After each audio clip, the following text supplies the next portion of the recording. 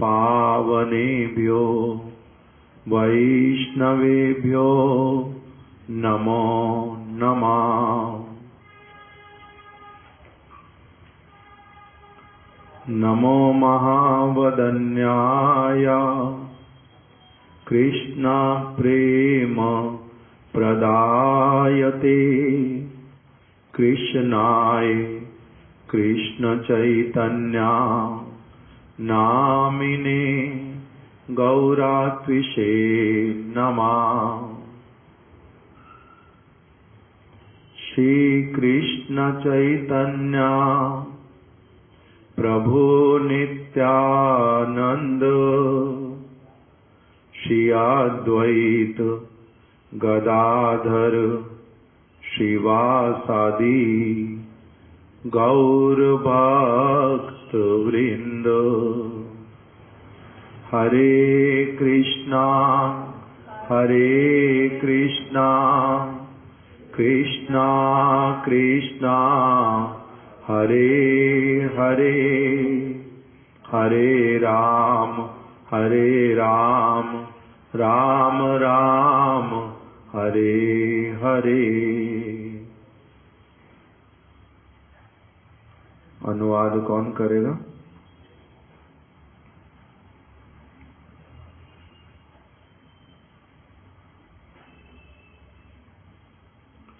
आचार्य केशरी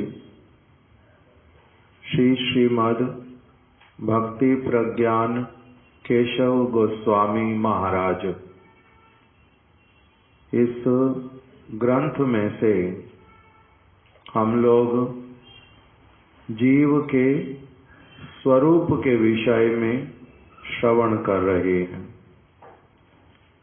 श्रील भक्ति विकास ऋषिकेश गोस्वामी महाराज जी का प्रश्न कि जीव का स्वरूप जो है वो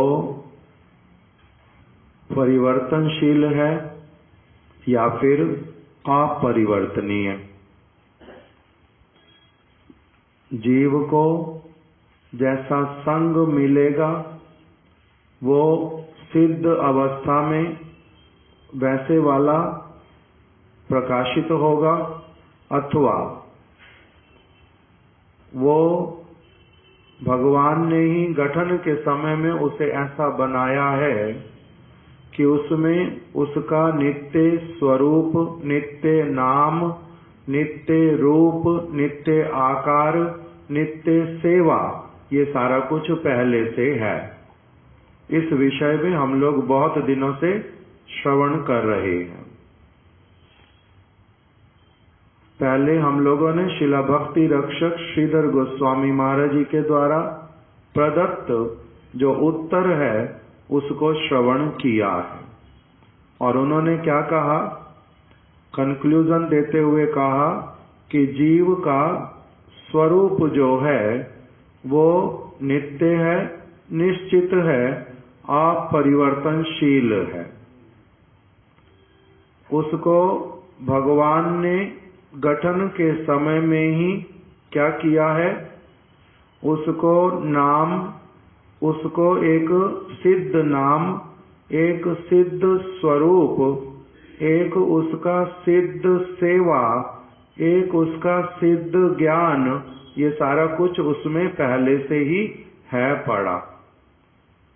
किंतु माया के चंगुल में फंस करके उसका ये सारा कुछ आच्छादित हो गया, ढक गया, किंतु लुप्त कभी भी नहीं होता। पानी बर्फ बन गया किंतु उसकी तरलता, उसका स्वाद, उसका गुण वो परिवर्तित नहीं होता, भले ही कितने वर्षों तक भी बर्फ क्यों ना बना रहे। बर्फ बनने का मतलब ठंड के द्वारा आच्छादित हो जाना। ठंड से ढक गया उसका आकार, उसकी तरलता, उसका स्वाद, किंतु जैसे ही गर्मी मिलेगी जल को, बर्फ को, तो वो क्या बन जाएगा, फिर से जल बन जाएगा। किंतु गर्मी मिलनी चाहिए, ये भी एक अवश्य घटक है। उसी प्रकार से उन्होंने कहा कि साधु का संग मिलने से ही एक जीव का अपना जो स्वरूप है वो प्रकाशित होगा। साधु का संग उसमें क्या बता दिया था? अपरिहार्य। उसको कभी भी उसकी अवहेलना, उसको छोटा मानना, वो उससे काम नहीं चलेगा। उसके साथ में ही काम जो है वो बनेगा, स्वरूप तभी प्रकटित होगा। ये उन्होंने सिद्धांत स्थापित किया। फिर श्रील भक्ति रक्षक श्रीधर गोस्वामी महाराज जी ने हमारे परम गुरुदेव श्रील भक्ति प्रज्ञान केशव गोस्वामी महाराज जी को इसी विषय में कुछ आगे कहने के लिए कहा। तब हमारे परम गुरुदेव ने कहना प्रारंभ किया, जो हमने कल प्रारंभ किया था सुनना। परम गुरुदेव ने क्या कहा कि हमने जहाँ तक गौड़ीय वैष्णव साहित्य को देखा है और विचार किया है, उससे आपके ही सिद्धांत की पुष्टि होती है। आपने जो बतलाया वही पुष्ट होता है। साधु के संग से नया कुछ स्वरूप नहीं प्रकटित होगा। साधु के संग से तो वो तुम्हारे में कोई नई चीज नहीं डाल देंगे, तुम्हारे दिमाग में, तुम्हारी आत्मा में कुछ नया नहीं डालेंगे।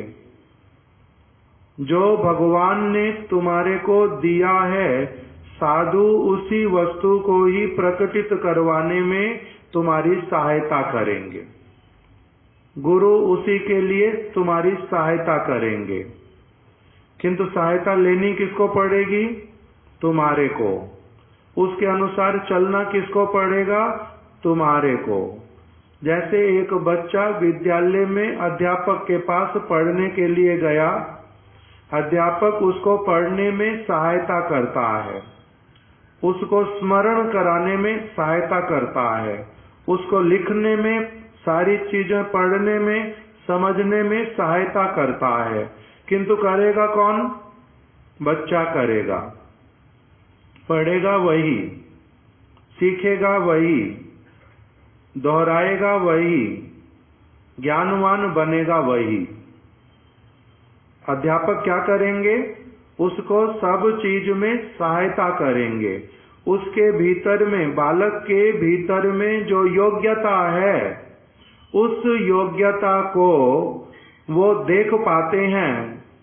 अध्यापक बालक की योग्यता को अध्यापक देख पाते हैं और उसकी उस योग्यता के अनुरूप उसको पढ़ाते हैं, लिखाते हैं, उससे काम करवाते हैं और धीरे धीरे उसकी योग्यता बढ़ने का सामर्थ्य रखती है, इसीलिए उसकी योग्यता को बढ़ाते हैं। बालक में ही योग्यता है पढ़ने की, बालक में ही योग्यता है आगे बढ़ने की, बालक में ही पूरी तरह से वो वस्तु भीतर में है पड़ी। अध्यापक उसको क्या करेंगे? उसी की वस्तु को ही उसको बाहर निकालने में, प्रकटित करने में और उसको ज्ञानवान बनाने में उसकी सहायता करेंगे। इसी की पुष्टि करने परम गुरुदेव ने की कि मैं क्या करता हूँ, आपके ही सिद्धांत की पुष्टि करता हूँ। जीव का अपना एक सिद्ध स्वरूप है, जीव का अपना सिद्ध स्वरूप है जो भगवान ने उसको दिया है। सभी का भगवान ने क्या दिया है? स्वरूप दिया है। उस स्वरूप का नाम है सिद्ध स्वरूप। भगवान ने उसको नाम दिया है, उसका नाम क्या है? सिद्ध नाम। भगवान ने उसको सेवा दी है, उसका नाम है सिद्ध सेवा। भगवान ने उसको सिद्ध आकार दिया है, स्त्री का अथवा पुरुष का उसको आकार दिया है, तो उसका आकार भी निश्चित है, सिद्ध आकार उसको कहा गया। ये कल हमने सुना था श्रील भक्ति विनोद ठाकुर जी की वाणी के माध्यम से, जिसमें वो हम लोगों को प्रार्थना करनी सिखा रहे हैं। निज सिद्ध देहा निज सिद्ध नाम निज रूप स्वावसन राधा कृपा भले लभिबो वा कबे कृष्ण प्रेम प्रकरण। कीर्तन में गा रहे हैं, निज सिद्ध देहा, मेरी जो सिद्ध देह है, निज सिद्ध नाम, मेरा जो सिद्ध नाम है, निज रूप, मेरा जो निज रूप है, सिद्ध रूप, निज रूप स्वावसन, और मेरा जो सिद्ध वस्त्रों का धारण करना है, रंग है उसका आकार है। स्त्री के वस्त्र अलग, पुरुष के वस्त्र अलग, इसीलिए निज स्वावसन, मेरे जैसे वस्त्र हैं। राधा कृपा बले, श्रीमती राधा रानी की कृपा के बल से, राधा कृपा बले लभिबो वा कबे, मुझे वो कब वस्तुएं जो है मेरे को प्राप्त होएंगी। प्राप्त होएंगी का मतलब है मेरे पास में, प्रकाशित नहीं है, प्रकाशित नहीं है। किस लिए नहीं प्रकाशित? क्योंकि मेरे ऊपर माया का आवरण है, इसलिए वो प्रकाशित नहीं है अभी, किंतु मेरा सिद्ध स्वरूप है। जीव का अपना एक सिद्ध स्वरूप है, उसके स्वरूपगत नाम रूप आदि सभी नित्य हैं। अलग अलग जीवों का अपना अपना भिन्न स्वरूप है, और सभी जीवों का ही क्या है? अपना अपना स्वरूप है, अपना अपना नाम है, सबका अलग है, भिन्न भिन्न है। इसी के लिए क्या श्रवण किया था? केशव तुआ जगत विचित्र। हे भगवान, आपकी, हे केशव, आपकी लीला कैसी है? अपरंपार, इतना अधिक वैरायटी, इतना अधिक जो है सारी वस्तुएं आप क्या करते हैं? प्रकटित करते। इसलिए सबका भिन्न भिन्न स्वरूप। माया के द्वारा आच्छादित होने पर जीव अपना स्वरूप भूल जाता है। ये हमने भागवत के वचनों से भी पहले सुन लिया, जो भगवान कपिल देव माता देवहूति को बता रहे हैं। बालक गर्भ में आ गया, 10 मास की आयु आते आते चेतना आ गई। उस समय उसकी चेतना पवित्र है, शुद्ध है, सिद्ध वाली चेतना है, जो भगवान ने उसको चेतना दी हुई है। उसी के अनुसार उसने क्या देख लिया? अनुभव किया कि मैं कौन हूं, कहां से आया हूं, यहाँ माया के गर्भ में, माता के गर्भ में मैं क्यों पड़ा हूं, यहां से अब बाहर जाने पर मेरी क्या गति होएगी। ये सारा कुछ वो देख पा रहा था। उस समय उसका जो चेतना, उसका नाम क्या? शुद्ध चेतना। तो माया के द्वारा आच्छादित होने पर जीव अपना स्वरूप भूल जाता है। माता के गर्भ से निकलते ही उसके ऊपर क्या हुआ? फिर से माया का आवरण आया, और उसी से ही उसको अपना सारा कुछ भूल गया। सौभाग्यवश शुद्ध साधु संग और गुरु कृपा प्राप्त होने पर माया दूर होने लगती है। क्या बता दिया? सौभाग्यवश। सौभाग्यवश का अर्थ क्या किया हुआ है? ब्रह्मांड भ्रमिते कोनो भाग्यवान जीव। भाग्यवान जीव अर्थात सुकृतिमान, जिसका सुकृति बन गया। कौन से वाला? भक्ति उन्मुखी सुकृति। उस सौभाग्यशाली जीव को साधु संग मिल गया। साधु संग मिलने पर क्या होगा? साधु संग मिला और उससे उसने क्या किया? फिर भक्ति के जो अंग, उनके विषय में श्रवण हुआ, गुरु का चरण आश्रय किया,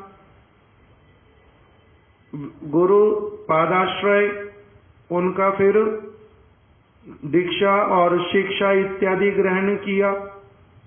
उसके बाद में फिर उसने विश्रम बिना गुरु सेवा, गुरु पाद पद्म की विश्वास युक्त होकर के सेवा की। करते करते भजन क्रिया को जीवन में अपनाया पूरी तरह से। ऐसा करने से उसका क्या होता गया? उसके द्वारा फिर बताया, उसको गुरु की कृपा की प्राप्ति होती है। गुरु की कृपा की प्राप्ति केवल मात्र मंत्र लेने से ही होती नहीं। साधु की कृपा साधु के साथ में केवल बैठने से ही होती नहीं। क्या करना पड़ता है? उनकी विचारधारा को ग्रहण करना पड़ता है। क्या विचारधारा होती है? कोई एक महाराज जी की विचारधारा बताओ, एक कोई। ये माइक लेके आओ वासुदेव।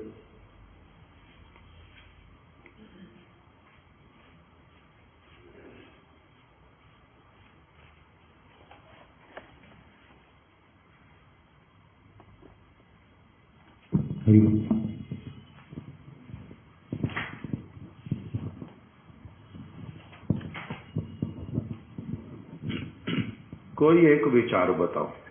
जैसे गुरु जी कहते थे अक्सर सब लोग कि हमें साधु संग करना चाहिए और भगवान का नाम लेना चाहिए, हरि नाम करना चाहिए और साधु संग करना चाहिए। ये दोनों एक सिक्के के दोनों पार्श्व जैसे हैं। बिना साधु संग के भगवान का नाम नहीं हो सकता और बिना भगवान के नाम लेने से नहीं, सेवा करना और भगवान का नाम लेना, बिना भगवान का नाम लेने से सेवा वृत्ति हमारे हृदय में जागृत नहीं होता। दो चीजें बदल गई अभी फिर से आपका। देखो, पहले वाला आपने बताया वो भी महाराज जी ही बोलते हैं। महाराज जी की विचारधारा और महाप्रभु की विचारधारा अथवा रूप गोस्वामी की विचारधारा अलग नहीं होएगी। पहली बात, एक ही विचारधारा रहेगी। उसके अंतर्गत इन्होंने एक बात सबसे पहले बतलाई कि महाराज जी बोलते थे, यदि करीबे कृष्ण नाम साधु संग करो। यदि करीबे कृष्ण नाम साधु संग करो, भुक्ति मुक्ति सिद्धि वांछा दूरे परिहरो। ये वचन है। किसका वचन है? महाप्रभु के सभी परिकरों का। ये उनकी विचारधारा है, सभी का है। क्या कह रहे हैं? कि भगवान का नाम संकीर्तन सर्वश्रेष्ठ भजन साधन है। किसके लिए? सभी के लिए। किंतु वही नाम संकीर्तन तुम्हारा कभी नहीं हो सकता, उसका फल सुष्ठु रूप में नहीं प्राप्त हो सकता। थोड़ा छोटा मोटा प्राप्त होएगा, किंतु वास्तविक उसका फल तब तक नहीं मिलेगा जब तक क्या नहीं करोगे? साधु संग। यदि करीबे कृष्ण नाम साधु संग करो। यदि कृष्ण का नाम करने की इच्छा समझ लिया वही सर्वश्रेष्ठ है, तो वो तुम्हारा ठीक ठीक रूप में होए, वो भक्ति का साधन, उसके लिए क्या करना पड़ेगा? साधु संग। फिर आगे उसके बता दिया, साधु का संग करना साधु बनने के लिए भुक्ति मुक्ति सिद्धि वांछा दूरे परिहरो। जगत के सारे मेरे काम बनेंगे गुरु का चरण आश्रय करके, साधु का चरण आश्रय करके, साधु संग करके। ये चीज उसके बीच में लाना ही नहीं, साधु और गुरु के संग के बीच में। मेरा स्वास्थ्य ठीक रहेगा, मेरा मन ठीक रहेगा, मेरे पास धन संपत्ति आएगी, मेरा विद्या अध्ययन बड़े अच्छे से होगा, उनके आशीर्वाद से मेरा किसी के साथ लड़ाई झगड़ा नहीं होएगा, मेरा यश सर्वत्र होगा, मेरे को सारे लोग पसंद करेंगे। ये सारी चीजें गुरु और अपने बीच में लाना नहीं कभी भी। और गुरु में, साधु में ये नहीं देखना कभी भी कि उनके कितने शिष्य, उनके कितने मंदिर, उनके पास कितना पैसा, उनको कितना लोग पूछते हैं या नहीं पूछते हैं। ये सारा कुछ भी उसी के अंतर्गत आता है। इसलिए यदि करीबे कृष्ण नाम, साधु संग करो। साधु का संग करना है, तुमने उनके पैसे का संग करना, तुमने उनके रूप का संग करना, तुमने उनका नाम कितना उसका संग करना, ये सारी चीजें उसमें आती नहीं। यदि करीबे कृष्ण नाम, साधु संग करो। भुक्ति मुक्ति सिद्धि वांछा दूरे परिहरो। संसार की सब प्रकार की वस्तुओं को, मुक्ति तक की सारी वस्तुओं को दूर रखो, तब तुम्हारा होगा क्या? साधु संग। तब तुम्हारा होगा हरि नाम, नहीं तो हरि नाम नहीं होगा। होएगा नाम अपराध, फल मिलेगा नहीं कुछ भी। मिलेगा तो कितना? 1000 रुपए का काम किया, 20 पैसे मिल गए, 10 पैसे मिल गए, उस तरह का मिलेगा। तो इसलिए बार बार बोलते थे, यदि करीबे कृष्ण नाम, साधु संग करो। हरि नाम है औषधि, और साधु संग क्या है? अनुपान।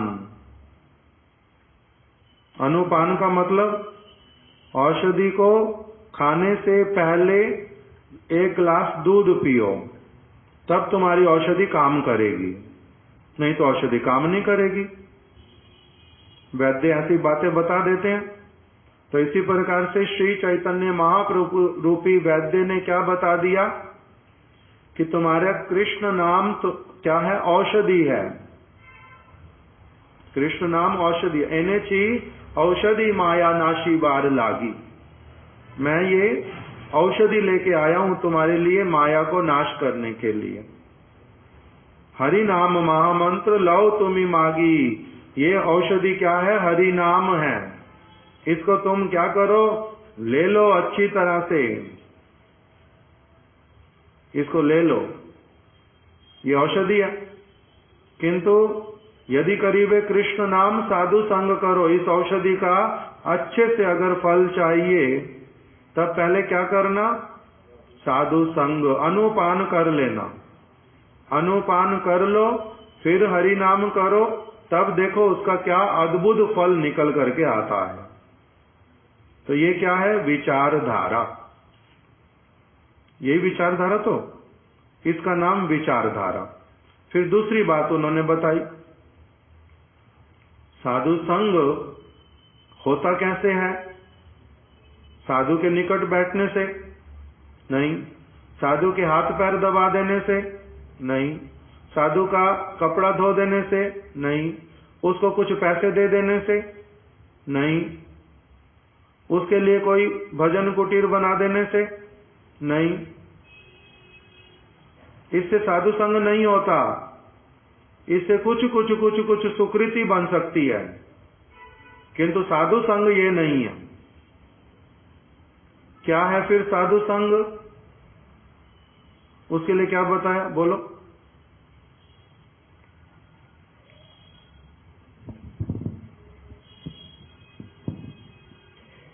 संघ के विषय में गुरु जी कहते हैं, साधुओं की सेवा करने से ही साधुओं का संग होता है।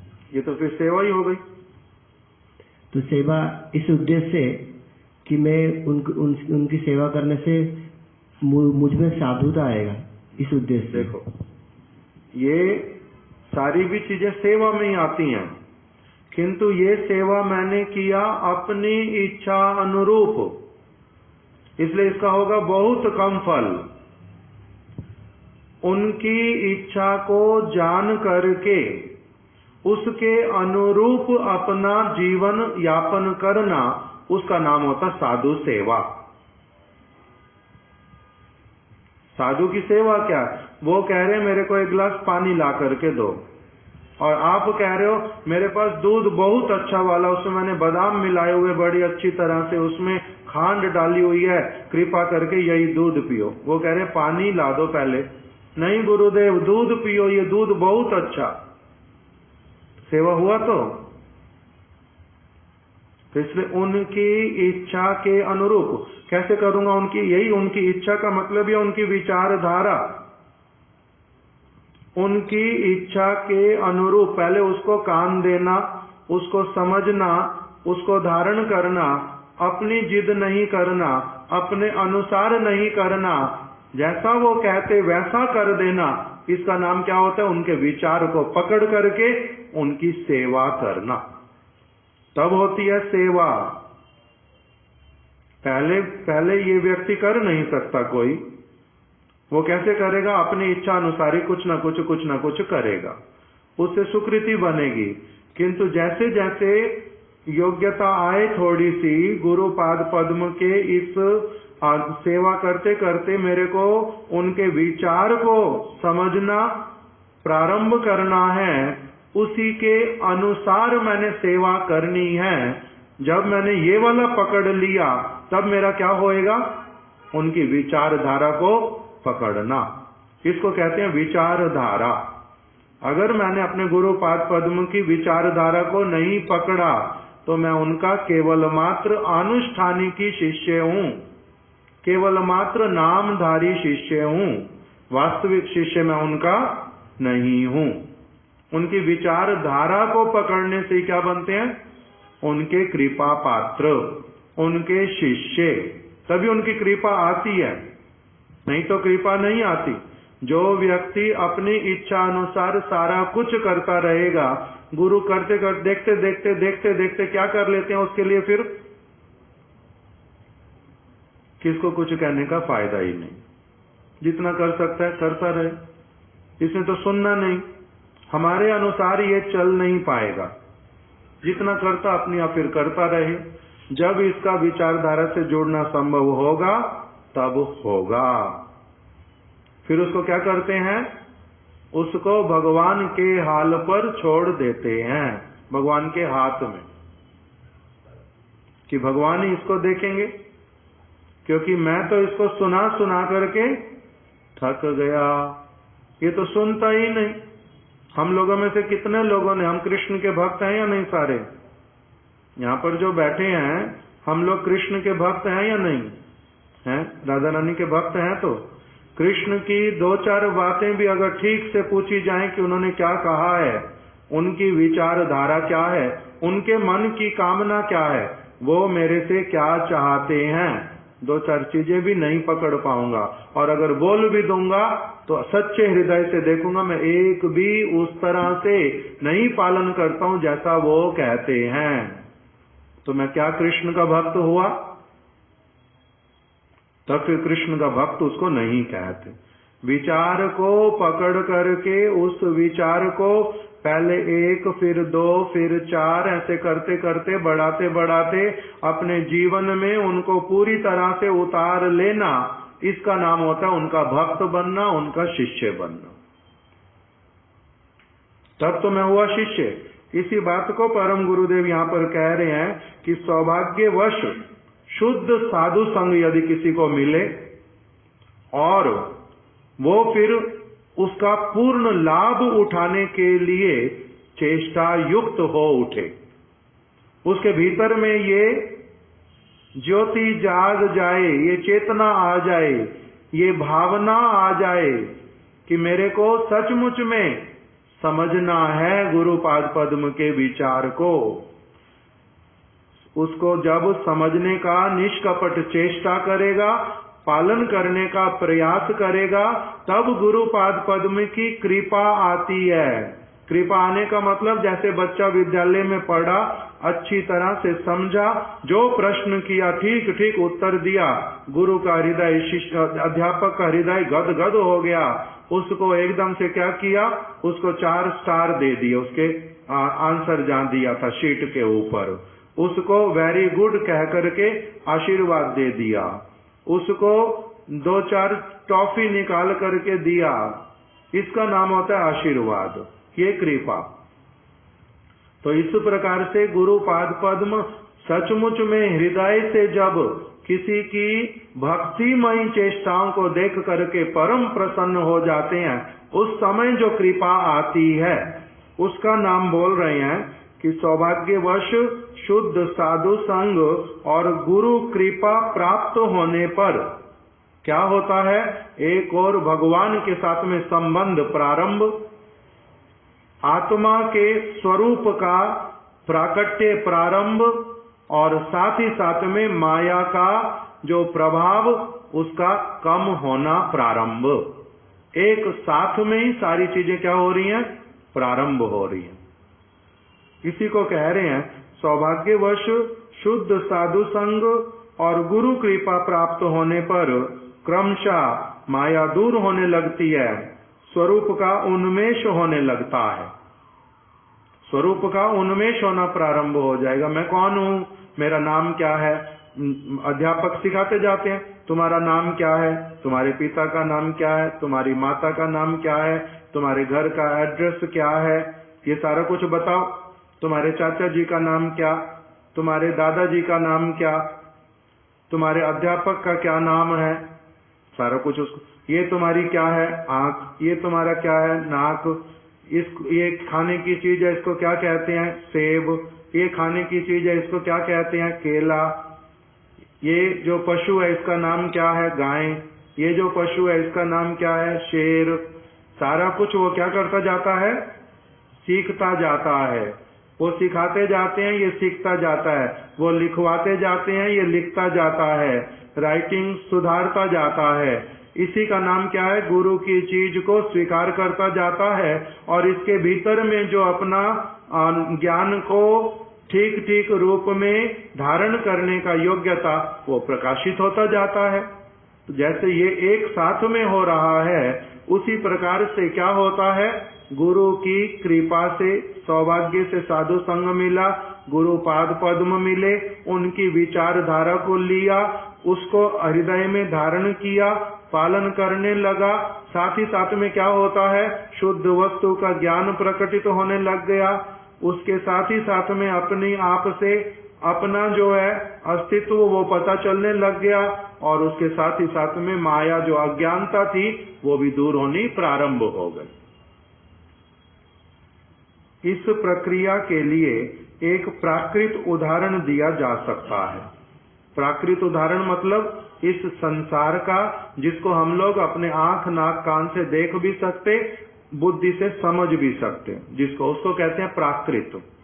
प्राकृत मतलब जो मैं अपनी आंख से देख करके, कान से सुन करके और मन के द्वारा अपनी बुद्धि से उसको समझ सकता हूं, उसको कहते हैं प्राकृत। और अप्राकृत क्या होता है, जो आंखों से मेरी पकड़ा नहीं जा सकता, कानों के द्वारा जिसको मैं अनुभव नहीं कर सकता, जिसको मैं अपने मन के अनुसार नहीं समझ सकता, उसको कहते हैं अप्राकृत।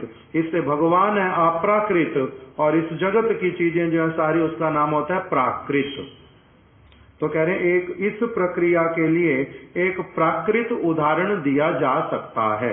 प्राकृत उदाहरण क्या है, जैसे एक नदी के किनारे आम, कटहल आदि विभिन्न प्रकार के बीज एक ही भूखंड में बोकर उन्हें एक ही नदी के पानी से सींचा जाए, उन्हें एक ही सूर्य का प्रकाश मिले, एक ही हवा प्राप्त हो, तो भी उन पृथक पृथक बीजों से पृथक पृथक पौधे या वृक्ष होंगे, उनमें फल भी पृथक पृथक ही लगेंगे। एक ही मिट्टी, एक ही जल, एक ही वायु, एक ही प्रकाश में पालित पोषित होने पर भी उन बीजों से एक ही तरह के पौधे या फल नहीं हो सकते। यह भी सत्य है कि जल, हवा, सूर्य ताप आदि के बिना वे अंकुरित होकर पूर्ण स्वरूप को प्राप्त भी नहीं कर सकते। दो चीजें बता दी, एक तो बीज के भीतर में ही पहले से जो उसमें से जिस तरह का पौधा निकलना वैसा ही पौधा निकलेगा, उसमें से वैसे ही उसका बड़ा होना होगा। छोटे आकार वाला होगा तो छोटा होगा। कोई तुलसी है, वो आम के पेड़ जैसी हो जाएगी? तुलसी तुलसी के जैसी रहेगी। आम का पेड़ आम के जैसा बनेगा, वो कभी तुलसी के जैसा रह जाएगा? नहीं रहेगा। प्राकृत नेचुरली वो अपने आप बड़ा होगा, ये नेचुरली अपने आप छोटे आकार वाली रहेगी। इसमें नेचुरली जो इस तुलसी है उसके शाखा प्रशाखा कैसे वाले निकलेंगे? जो कोमल होंगे। और जो आम का होगा उसकी शाखाएं प्रशाखाएं कैसे निकलेंगी? स्वाभाविक रूप में बहुत बलवान, कठोर। उसके पत्तों का आकार अलग होगा, इसके पत्तों का आकार अलग होगा। उसके फल अलग लगेंगे, इसके फल अलग लगेंगे। उसके वृक्ष की स्वाभाविक जो सुगंधी, तुलसी के पत्ते की सुगंध और आम के पत्ते की सुगंध दोनों अलग अलग होंगी। फल का स्वाद अलग अलग होगा, पकने का समय अलग होगा, बड़े होने का समय अलग होगा, जीवित कब तक रहेगा उसका भी अलग समय होगा। तुलसी का पौधा उसकी आयु अलग और आम का वृक्ष उसकी आयु अलग। सारा कुछ क्या होगा? अलग होगा। तो इसीलिए किंतु इसके साथ ही साथ में तुलसी को भी पानी चाहिए और आम के पेड़ को भी पानी चाहिए, ये भी अवश्य है। पानी नहीं मिलेगा तो पौधा रहेगा या निकलेगा? नहीं। जब थोड़ा सा निकल आया, अंकुर बड़ा हो गया, सूर्य की धूप जो है वो सभी को चाहिए या नहीं चाहिए? चाहिए। चंद्र की किरणें चाहिए या नहीं चाहिए? सुगंधी के लिए चाहिए। उसको भी वायु चाहिए या नहीं चाहिए? वृक्ष कौन सी वायु लेते हैं? Carbon dioxide. उनको श्वास लेने के लिए वायु चाहिए, इसलिए वायु भी चाहिए। तो ये अवश्य है कि वायु चाहिए और जल चाहिए, सूर्य चाहिए, चंद्र चाहिए, मिट्टी चाहिए, ठीक समय चाहिए। आम के पौधे को जिस किसी समय भी लगा दोगे तब उसमें से अंकुर नहीं निकलेगा, पानी देने पर भी, मिट्टी अच्छी होने पर भी, खाद देने पर भी। उसका भी समय होगा, जिस समय लगाने से उसमें से पौधा निकलेगा। ये सारा कुछ अवश्य है या नहीं? किंतु साथ ही साथ में उस आम के बीज में ही आम का आकार, आम का सुगंध, आम का फल, आम का पत्ता, आम की सारी चीजें बीज के भीतर में पहले से ही सुप्त अवस्था में है पड़ी, मेरे को दिखाई नहीं दे रही, किंतु उसके भीतर में है पड़ी। इसी प्रकार से परम गुरुदेव कह रहे हैं कि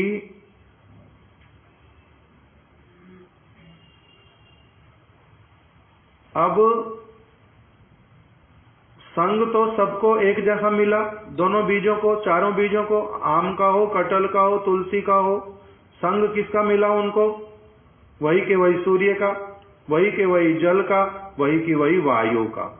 किंतु तब भी उनका अपना जो बीज के भीतर में स्वरूप था वही प्रकटित हुआ। तो इसी प्रकार से संग के बिना भी नहीं चलेगा, ये भी गारंटीड है। किंतु संग मिलने पर भी जो भीतर में है वस्तु वही प्रकटित होगी। गंगा का जल मिला, आम के बीज में से क्या निकला? आम का पौधा। और कटहल के बीज में से क्या निकलेगा? कटहल का पौधा। जामुन के बीज होने से जामुन का पौधा। तो इसीलिए जल आवश्यक है, मिट्टी आवश्यक है, ये भी है। और साथ ही साथ में जल से या मिट्टी से उसका स्वरूप भीतर ही भीतर बदल नहीं जाएगा, वो जो होगा वही प्रकटित होगा। तो इसी प्रकार से परम गुरुदेव ने भी क्या कहा कि एक प्रकार का संग पाने पर भी उन अलग अलग बीजों के स्वरूपगत जो वृक्ष, फल और स्वाद आदि ही प्रकाशित होते हैं। यद्यपि बीज में इनकी अभिव्यक्ति नहीं है। बीज को देखने से ही, जो हमने देखे हुए बीज उसका तो फिर भी अंदाजा लग जाए। तो गुठली मेरे हाथ में ही आम की, आम मैंने खाया, गुठली मेरे हाथ में है, तो मेरे को पता ये किसकी गुठली है? आम की। फिर मैंने जामुन खाया, जामुन की गुठली मेरे हाथ में है, मेरे को पता ये किसका बीज है? जामुन का है। अगर दोनों साथ में भी रख दूं तब भी मेरे को पता है कि ये कौन सा है? आम का बीज है, और ये कौन सा है? जामुन का बीज है, मेरे को पता है।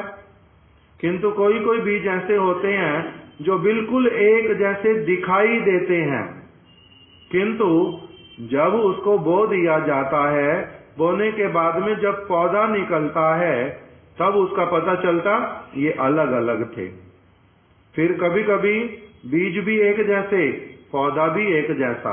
उसका जब सुगंध आने लगेगा पत्ते का, पेड़ का, पौधे का, तब पता चलता है ये पेड़ और ये पेड़ और।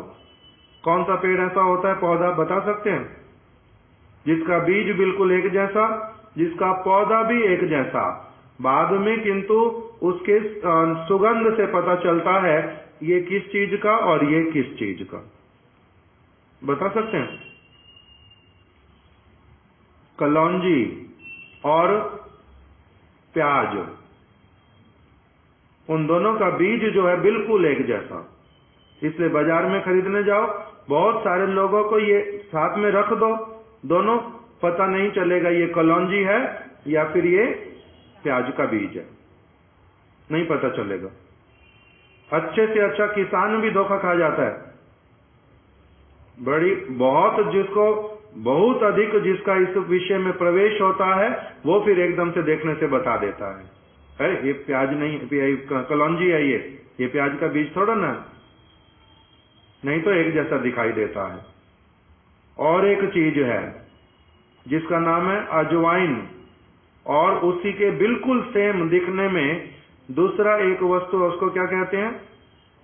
ना प्रीति दीदी ने एक बंगाली मसाला यूज किया था, क्या नाम उसका? हमारे मठ में यूज करते हैं, बंगाल में सभी जगहों पर जब शुक्ता बनाते हैं, उसमें एक चीज रांधनी बोलते हैं उसको, रांधनी और अजवाइन। आंखें जिसकी बहुत अच्छी हैं वो देखने से आसानी से नहीं बता पाएगा ये रांधनी है या फिर अजवाइन है, देखने में बिल्कुल एक जैसे।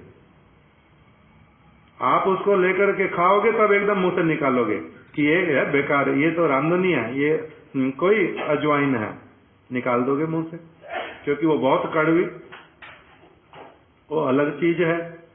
जैसे दूध और मट्ठा, या फिर दूध और चूना, उनकी बॉटल्स भर के रख दो और किसी को कहो देख करके केवल बताओ ये दूध है ना चूना है, ये मट्ठा है ना कि दूध है।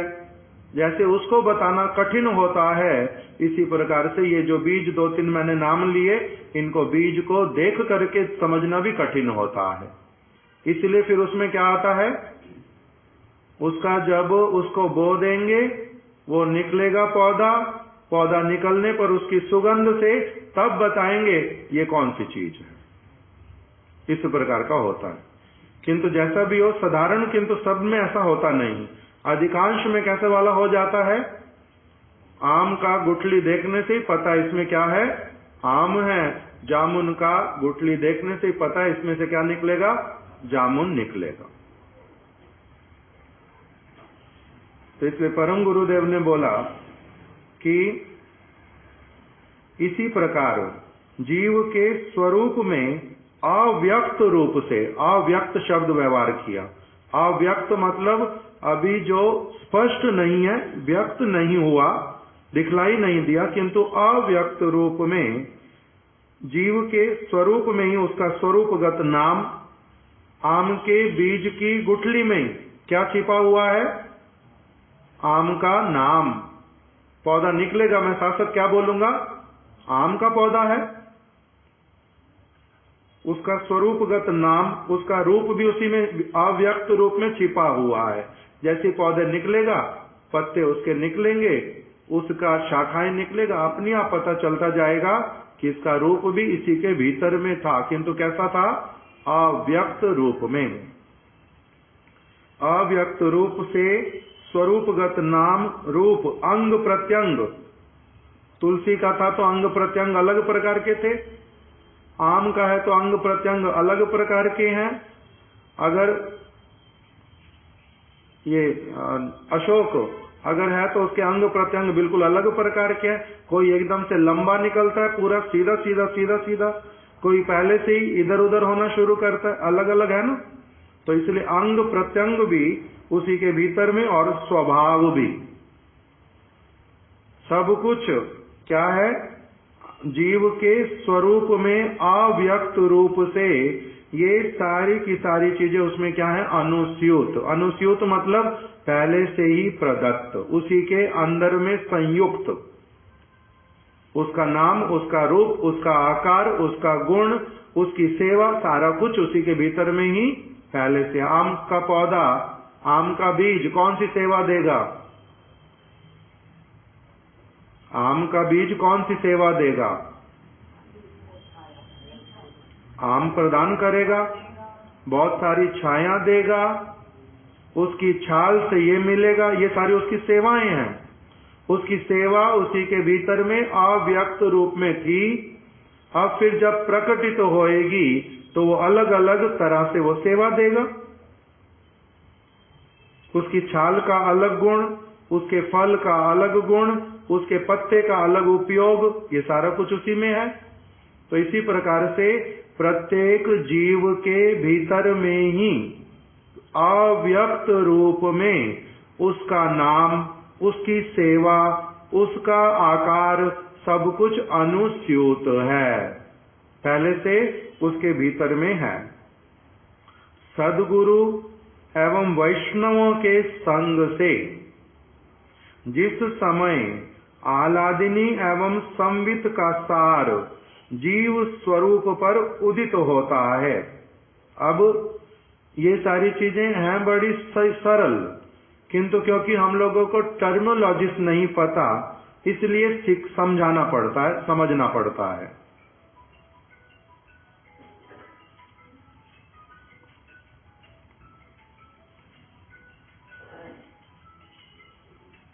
अब पौधे के लिए तो हमने समझ लिया उसको क्या चाहिए बड़ा होने के लिए।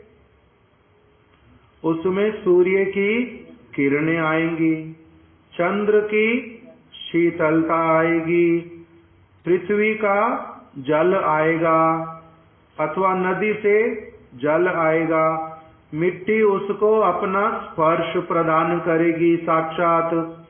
ये सारी चीजें तो मेरे को पता है, इसलिए इसका नाम प्राकृत उदाहरण। उसी प्रकार से साधु संग मिलेगा, वैष्णवों का संग मिलेगा, उनके विचार मिलेंगे, मैं उसको ग्रहण करूंगा। पहले अपने आप से नहीं ग्रहण कर पाऊंगा, उनको देना पड़ेगा।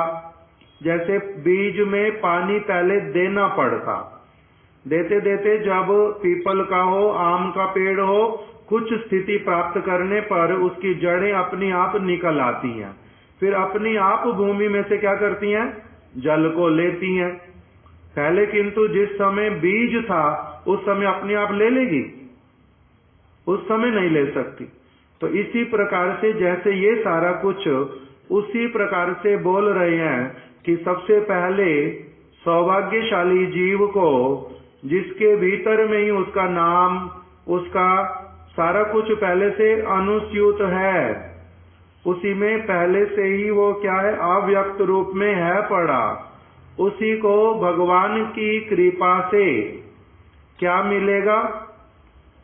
उसी जीवात्मा को एक साधु भगवान के द्वारा प्रेरित कोई उनका निज जन, वो उसको प्राप्त हो जाएगा। और फिर वो क्या करेंगे? वो इसी के लिए मिट्टी, पानी, सूर्य का प्रकाश, चंद्र की शीतलता, ये सारा कुछ इसके लिए संग्रह करेंगे और इसको केवल क्या करेंगे? पहले प्रदान करेंगे उचित समय पर।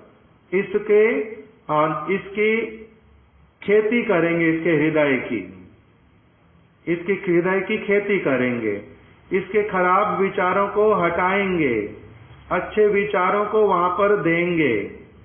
जैसे मिट्टी को, खेत को जैसे तैयार करते हैं वैसे करेंगे।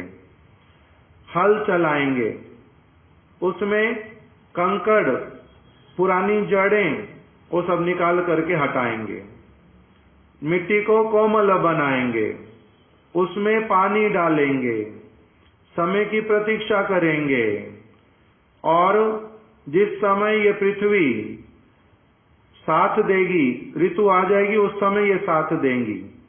उसी समय फिर उसमें क्या करेंगे, बीज बोएंगे।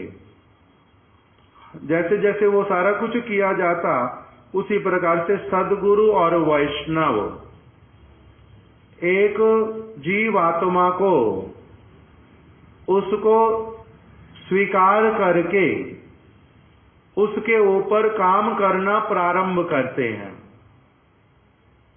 और काम करना प्रारंभ करना मतलब उसके भीतर में उसको कुछ न कुछ प्रदान करना। भीतर में तो पहले नहीं, उसको बाहर से ही कुछ प्रदान करना। सबसे पहले बीज को बाहर की कुछ स्थितियां दी जाती हैं, उसके भीतर में तो नहीं दे सकते, बाहर से ही पहले उसको प्रोवाइड करते हैं। तो उसी के लिए बोल रहे हैं, उस समय क्या करते हैं, सद्गुरु एवं वैष्णवों के संग से जीव में क्या होता है, आह्लादिनी एवं संवित का सार जीव स्वरूप पर उदित होता है। आह्लादिनी क्या है, भगवान की एक विशेष शक्ति। संवित क्या है, भगवान की अन्य एक विशेष शक्ति। उसका जो प्रभाव होता है जीव के ऊपर, वो क्या होता है। आह्लादिनी कौन है, रमणी मोहन प्रभु आप ही बता पाओगे, आप ही ठीक से बताओ।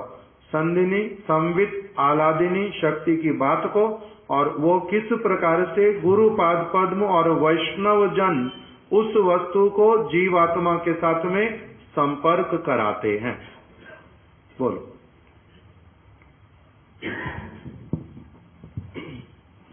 भगवान का अनेक शक्तियों में से 3 प्रमुख शक्ति हैं, जिनका नाम है संधिनी, संबित और आह्लादिनी। संधिनी अर्थात जैसे कि ये भी एक 3 वृत्तियां भी कहते हैं।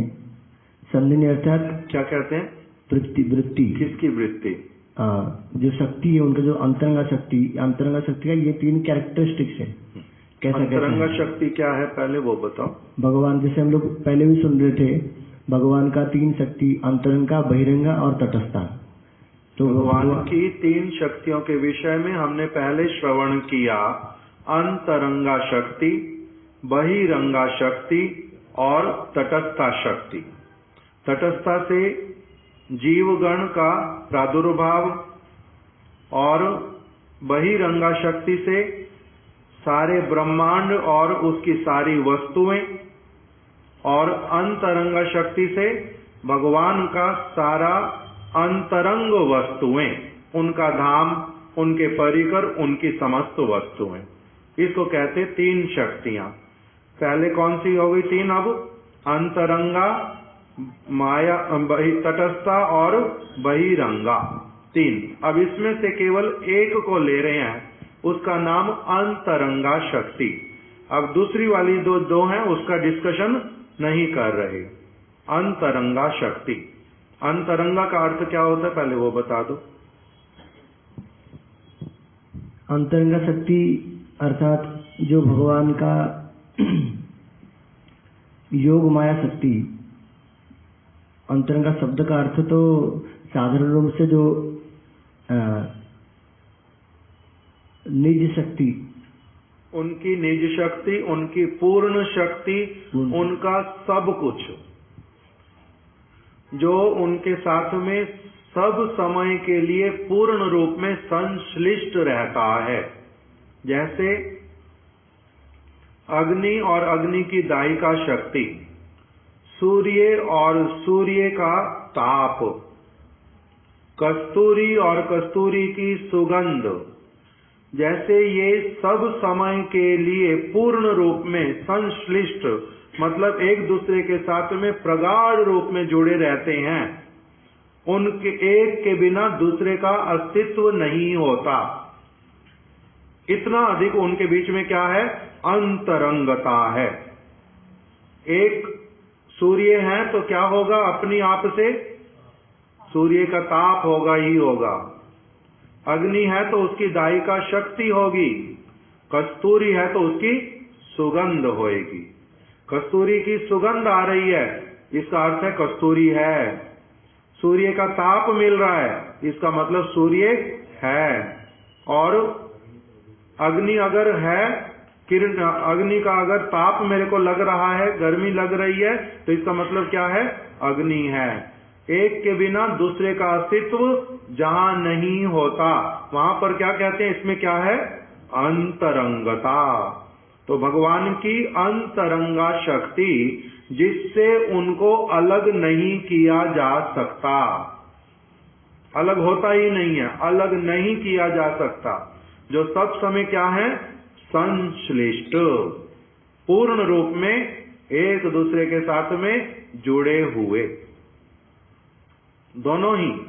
इसलिए शक्ति शक्तिर मतो अभेदा, शक्ति और शक्तिमान, ये दोनों क्या है? अभेद। अभेद मतलब जिनको अलग करना संभव ही नहीं, भेद करना जिनमें संभव नहीं, जिनमें क्या है? संश्लिष्टता। इसको तो क्या कह देंगे? अंतरंगा। तो भगवान की अंतरंगा शक्ति की बात अब हम लोग कर रहे हैं। ये अलग हो नहीं सकती है, किंतु भगवान जो है उनका एक विशेष नाम हमने सुना था कुछ दिन पहले, अघटन घटन पटीयसी शक्ति युक्त।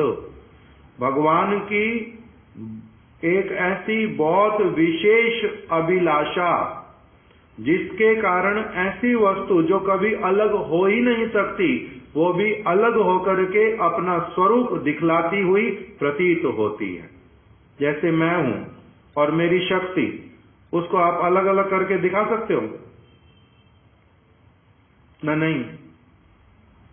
मैं और मेरी शक्ति, उसको अलग करके दिखा सकते हैं? मेरी शक्ति कहां रहेगी? मेरे भीतर में रहेगी।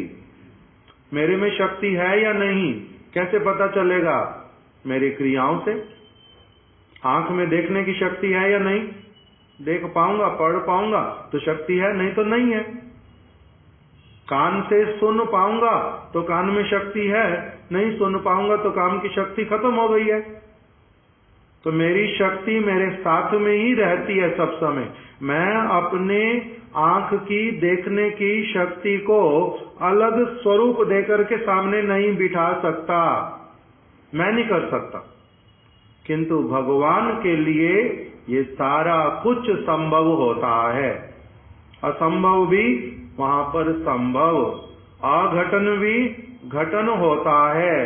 उनकी विशेष कामना से, उनकी अपनी ही अंतरंगा शक्ति एक आकार को धारण करके भी उनके साथ में विराजित हो जाती है। इसका नाम क्या है?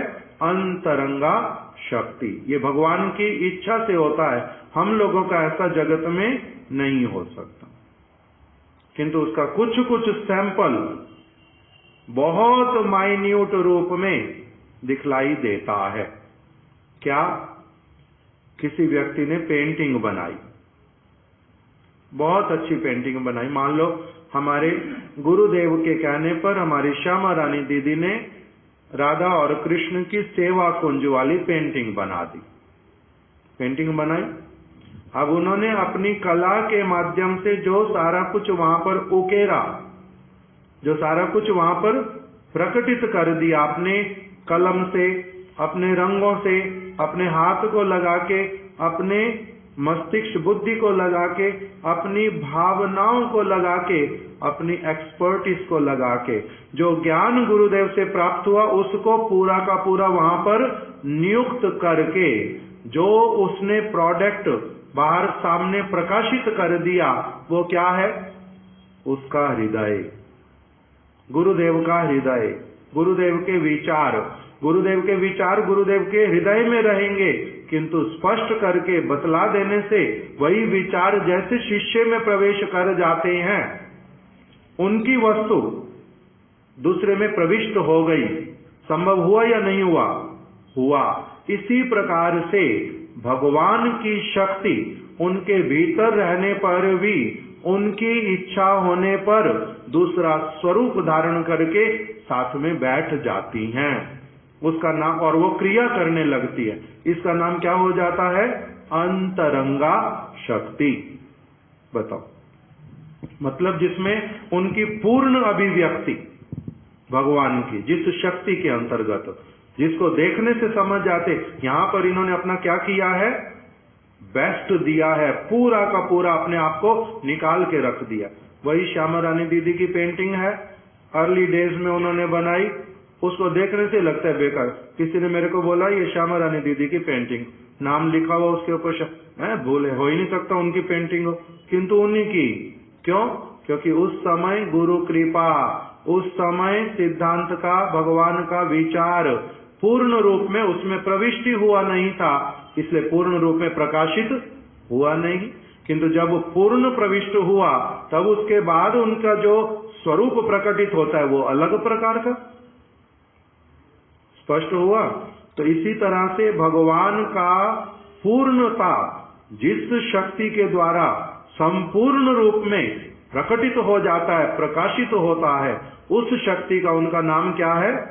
अंतरंगा। जिसके द्वारा थोड़ा थोड़ा प्रकाशित होता है उसका नाम जीवात्मा। बताओ अब अंतरंगा शक्ति। अंतरंगा शक्ति का 3 वृत्ति है, 3 वृत्ति। अब अंतरंगा शक्ति, अब अंतरंगा शक्ति मान लो कि एक स्वरूप है उसका, वो राधा रानी है, मान लो वो राधा रानी है। अब उनकी 3 वृत्तियां हैं। मनुष्य की वृत्ति होती है ना, शक्ति की तो अलग से दिखाई नहीं देती। उस शक्ति ने, अंतरंगा शक्ति ने आकार धारण कर लिया है। भगवान की इच्छा से उनकी शक्ति जब आकार धारण करती है, उसका जो जेंडर होता है उसको कहते हैं फेमिनिन जेंडर, और जो भगवान है वो कौन है? Masculine, pulling. और शक्ति जब प्रकटित होगी तो उसका नाम क्या होगा? स्त्रीलिंग। शक्ति का होगा फेमिनिन, स्त्रीलिंग। तो इससे शक्ति, अंतरंगा शक्ति, उनका आकार हो गया। अब आकार होने पर ही क्या होता है? उसकी वृत्ति प्रकटित होती है। भगवान की वृत्ति अलग, अब उनकी जो शक्ति है उसकी वृत्ति अलग।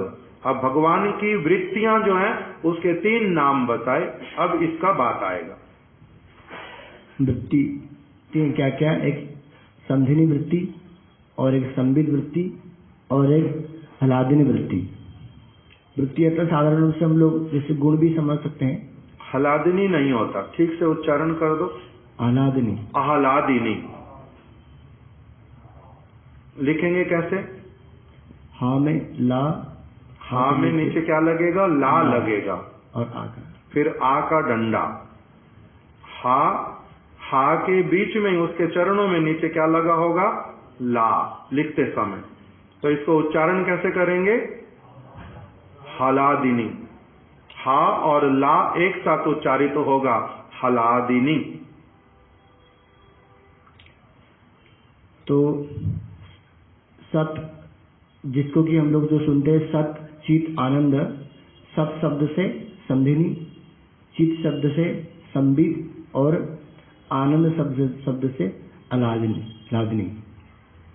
अब क्या समझ आया? पहले भगवान जो हैं उनके लिए एक शब्द आया, ईश्वरा परमा कृष्णा। ईश्वर कौन है? परम ईश्वर कौन है? ईश्वरा परमा कृष्णा। कृष्ण जो है वो कौन है? परम ईश्वर है। फिर सच्चिद आनंद विग्रह, वो दिखते कैसे हैं? उनका शरीर कैसा है? किस चीज का बना हुआ है? तो उसके लिए बताया सच्चित आनंदमय। ईश्वरा परमा कृष्णा सच्चिद आनंद विग्रह। उनका शरीर बना हुआ सत से, उनका शरीर बना हुआ चित्त से, उनका शरीर बना हुआ आनंद से। उसमें सत, चित्त और आनंद ये तीन घटक हैं। आगे बताओ। तो सत शब्द का अर्थ होता है सत्ता। सत शब्द का अर्थ होता है सत्ता, जिससे प्रकटित होती है, लगता है कि सत्ता है इस चीज की। और चित्त शब्द का अर्थ होता है ज्ञान। चित्त शब्द का अर्थ होता है ज्ञान, जिससे आते है चेतना, ज्ञान। और आनंद शब्द का अर्थ होता है आनंद। आनंद शब्द का अर्थ होता है परम प्रसन्नता, झूमने वाले, सब समय परम आनंदित, निश्चिंत। तो ये हो गया सच्चित आनंद। अब इससे क्या होता है? तो इसलिए भगवान का जो योगमाया शक्ति, अंतरंगा शक्ति, उस शक्ति के द्वारा प्रकटित हर वस्तु के अंदर इन तीन गुण होंगे ही होंगे। वो सत्ता, नित्य सत्ता उसका होगा। और उसके अंदर जो वस्तु अंतरंगा शक्ति से प्रकटित होगी, उसके भीतर में क्या होगा? ये तीनों चीजें भी होंगी, सत, चित्त और आनंद। उसकी सत्ता होगी, उसमें ज्ञान होगा और उसमें आनंद होगा। और ये कैसे वाला है? सिद्ध सत्ता, सिद्ध ज्ञान और सिद्ध आनंद। अभी शब्द अपने आप समझ आने लग गया ना कि सिद्ध सत्ता का अर्थ क्या हुआ, सिद्ध आनंद का नाम क्या हुआ और सिद्ध सच्चित चित्त का अर्थ क्या हुआ। ये सिद्ध है। तो इसलिए वो नित्य, जो सत्ता अर्थात वो नित्य सत्ता उसका है। जो अब यहाँ से जो चीज आएगी उसकी सत्ता नित्य होएगी, उसमें विकार नहीं आएगा। वो अभी छोटा है, फिर बड़ा होएगा और फिर कभी मर जाएगा या फिर जन्म लेगा, वो कुछ नहीं होगा, उसकी नित्य सत्ता बनी रहेगी। तो भगवान का जो अंतरंग शक्ति और जो दूसरा शक्ति हम लोगों ने सुने थे, जो जीव शक्ति, उन जीव शक्ति में भी उस सत, चित, आनंद का तीन जो वृत्ति है, किंतु अल्प मात्रा में है। जीव भी सच्चिद आनंदमय है, जीव भी सच्चिद आनंदमय है, किंतु उसमें जो सारी चीजें वो अल्प मात्रा में। सत्ता उसकी भी कैसी है? नित्य। उसमें भी आनंद जो है वो नित्य, उसमें भी जो ज्ञान है वो नित्य, वो भी परिवर्तित तो होएगा नहीं। किंतु अभी हम लोग किसकी बात कर रहे हैं? पहले अंतरंगा शक्ति की वृत्तियों की। तो जब जीव माया के द्वारा ढक जाता है, उसका वो सत्ता तो रहता ही रहता है, किंतु जो चिद और जो आनंद अर्थात जो संबित वृत्ति और जो ह्लादिनी वृत्ति, ये दोनों वृत्ति को ढक जाता है। स्पष्ट हुआ? जीव का सत्ता तो जो है, जीव आत्मा, वो तो रहती है, और उसका जो ज्ञान, उसका जो आनंद, वो भी रहता है, किंतु वो अव्यक्त हो जाता है। माया के चंगुल में आने के कारण उसका जो ज्ञान और उसका जो आनंद, वो दोनों की दोनों वस्तुएं क्या हो गई? आच्छादित तो हो गई। किसके द्वारा? माया के द्वारा। अब फिर क्या होगा?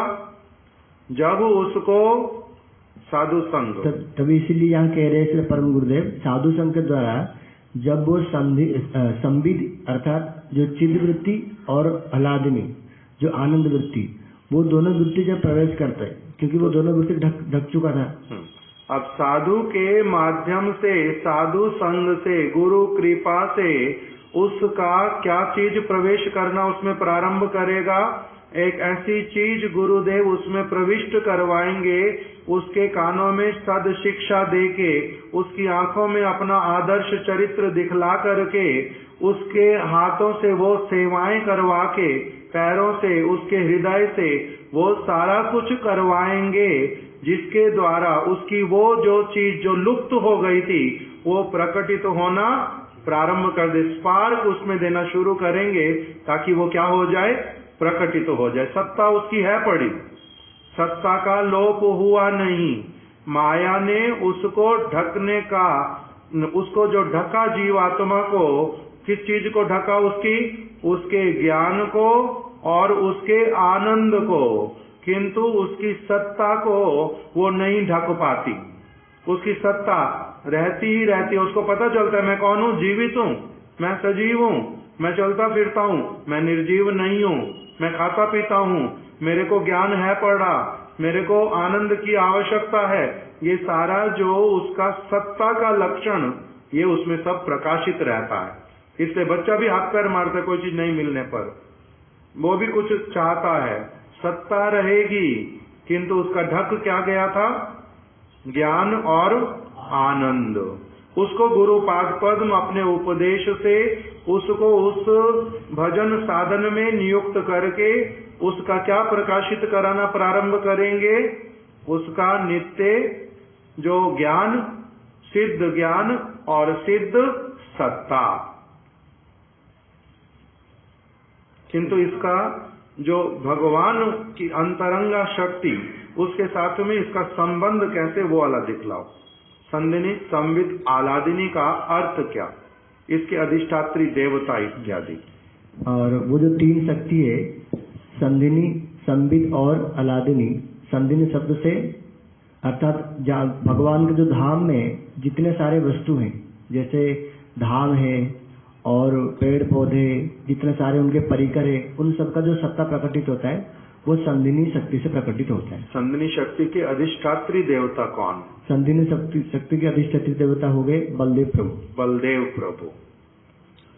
ये वाला कल विषय सुनते हैं ठीक से, अब समय भी हो गया है और इसको अब फ्रेश उससे सुनेंगे कि भगवान तीन अंतरंगा शक्ति से अपनी तीन शक्तियों को कैसे प्रकटित करके जीव का उसके साथ कैसे संबंध है और फिर कैसे उसमें गुरु प्रविष्ट करवाते हैं इन सारी चीजों को, ये हम लोग कल श्रवण करेंगे परम गुरुदेव की इस बात को। क्योंकि यहाँ तो एक पंक्ति में कह दिया गया कि गुरु कृपा से, साधु संग से उस जीव को क्या मिलेगा, उसमें संदिनी और आलादिनी का सार आ जाएगा और उसका स्वरूप प्रकटित हो जाएगा।